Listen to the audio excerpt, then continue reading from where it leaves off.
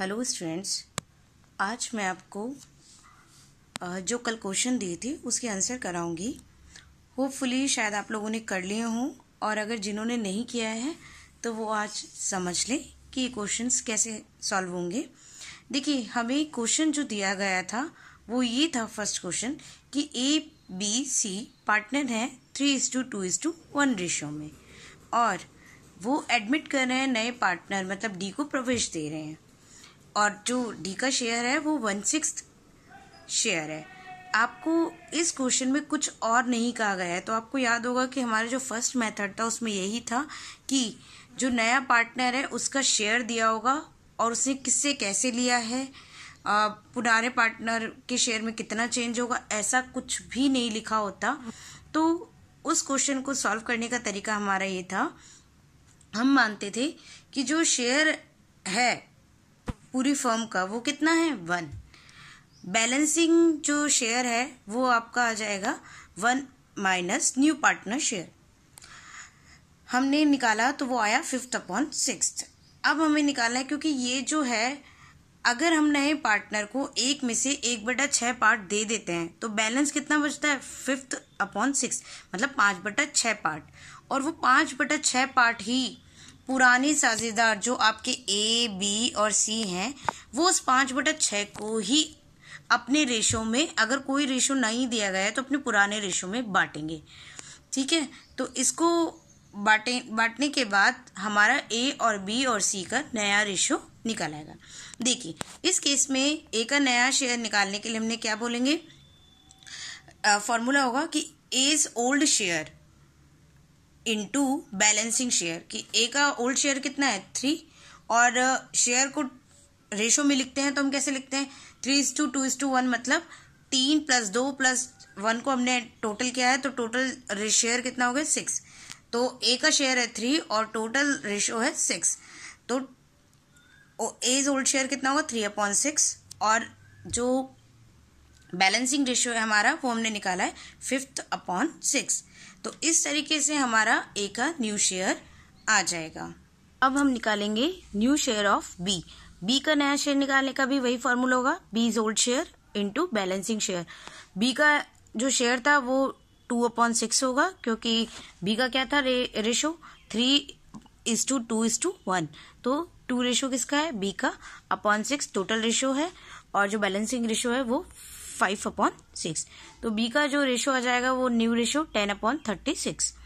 Next, new share of C's old share और into balancing share. वही C का हमारे पास ओल्ड शेयर कितना है 1/6, और जो बैलेंसिंग शेयर है वो 5/6, इक्वल टू आ जाएगा हमारा 5/36। अब हम देखेंगे कि new ratios of all partners A, B, C, D।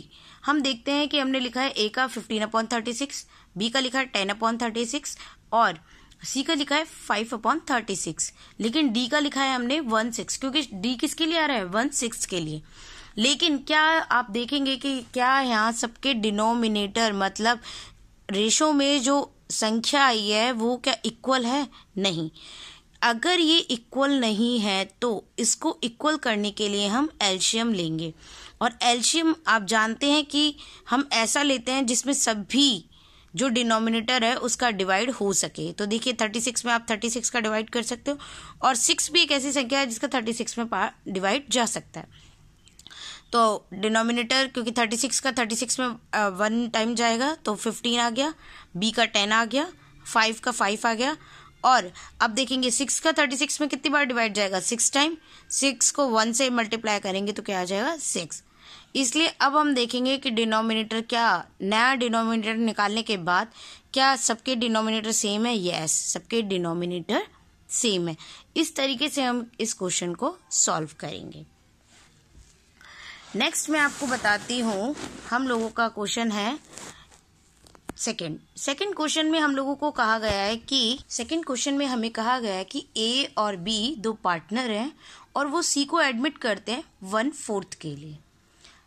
लेकिन इसके अलावा भी एक चीज उन्होंने कहा है कि A और B इन फ्यूचर अपना जो रेशो है वो इक्वली डिवाइड करेंगे। देखिए in question says A and B distribute their profit equally in future, तो फ्यूचर में वो अपना रेशो क्या करेंगे, इक्वली डिवाइड करेंगे। क्या उनका अब जो बचा हुआ, हम क्योंकि हमें सिर्फ बोला है कि 1/4 के लिए आया, सी के लिए हमें कुछ और नहीं बोला है, नया कोई नहीं है, तो हम सीधे वही तरीका यूज करेंगे कि टोटल शेयर ऑफ फर्म कितना है 1, बैलेंसिंग रेशियो कितना है 1 माइनस न्यू पार्टनर शेयर कितना आ जाएगा 3/4।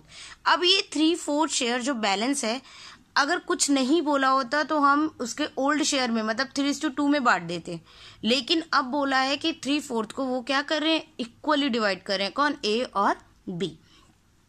ए अपना डिवाइड कर रहा है इक्वली और बी भी क्या कर रहा है, इक्वली। तो इक्वली का मतलब 1:1 के शेयर में 1:1 को अगर हम लिखेंगे तो क्या लिख सकते हैं 1/2, क्योंकि ए का शेयर कितना हुआ 1 और टोटल शेयर क्या हुआ 1 + 1/2, तो इसलिए हमने यहाँ क्या लिखा है 1/2 ए का शेयर है, इनटू बैलेंसिंग शेयर हमने निकाला है 3/4, तो ए का आ जाएगा 3/8। ऐसे ही हम न्यू रेशो बी का निकालेंगे, बी का भी देखिए, B share into balancing ratio 1/2 into balancing ratio है 3/4 मतलब 3:8। अब देखिए ऑल पार्टनर का शेयर कितना आएगा, रेशो कितना आएगा, ए का, बी का, सी का न्यू रेशो हमने लिख दिया है 3/8, बी का आया है 3/8 और सी का है 1/4, क्योंकि कोई चेंजेस नहीं थे, उसने सिर्फ ये बोला था सी 1/4 के लिए आ रहा है। क्या सबके डिनोमिनेटर सेम है, नहीं, डिनोमिनेटर सेम नहीं है, इसलिए हम क्या लेंगे, एलसीएम। एलसीएम हमने लिया 8, क्योंकि 8 का डिवाइड 8 में जा सकता है और 4 में भी 8 का डिवाइड जा सकता है। देखिए अब कैलकुलेशन आई है 3:2, तो न्यू रेशो क्या होगा, ए और बी और सी का 3/8 बी का और सी का है 2/8। इस तरीके से हमने ये क्वेश्चन सॉल्व किए हैं। आप नेक्स्ट 2 क्वेश्चन और सॉल्व करने की कोशिश कीजिए, मैं आपको वो 2 क्वेश्चन कल कराऊंगी।